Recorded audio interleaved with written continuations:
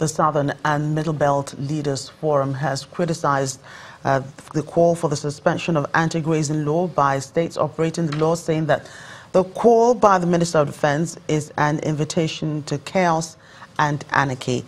Addressing the news conference in Abuja, spokesman of the group and chairman of the Pan-Niger Delta Forum, retired Air Commodore Nkangai Dongaset, insists that the federal government lacks the powers to ask states to void laws validly made by federating units. The group is therefore asking President Muhammadu Buhari to ensure the arrest and prosecution of killer herdsmen in order to reduce the growing tension between farmers and herdsmen in the country. In one of the loudest encouragements given to killer Fulani herdsmen, yet again in Abuja last Tuesday, after a meeting with President Muhammadu Buhari, with the National Security Advisor, Baba Gana Mongunu, Chief of Defense Staff, Abayomi Shakin, and some defense chiefs, the Minister of Defense, Mansour Danali,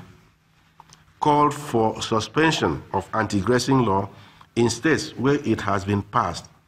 and operational in some states, saying the suspension of the law would reduce the tension in states where herders clash with farmers. According to a statement raised by Colonel Tuko Guzo, his spokesman, Mansour Danali maintained that the suspension of the law would further help in negotiating a safe route for herdsmen and their livestock. The defense minister has always defended and shielded the herdsmen against arrest and prosecution in what has become a cardinal program of this government, and which has heightened the fear of conflict of interest between the constitutional role of the president to defend the lives and property of Nigerians and his self-assigned duty of being the grand patron of Metiala.